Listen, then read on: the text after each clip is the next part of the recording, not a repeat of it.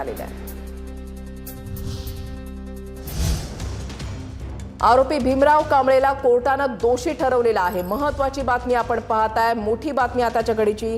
नसरापूर अत्याचार आणि हत्या प्रकरणामधला आरोपी भीमराव कांबळेला आता कोर्टानं दोषी ठरवलेला आहे।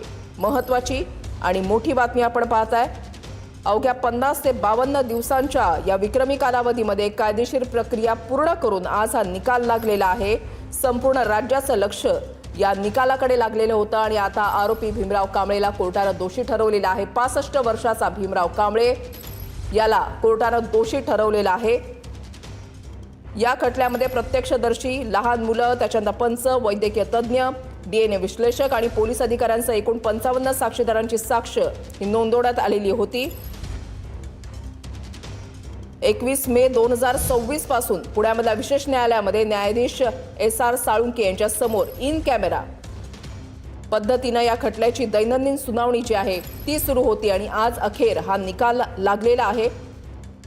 आरोपी भीमराव कांबळेला कोर्टानं दोषी ठरवलेला आहे। महत्त्वाची आणि मोठी बातमी आपण पाहताय।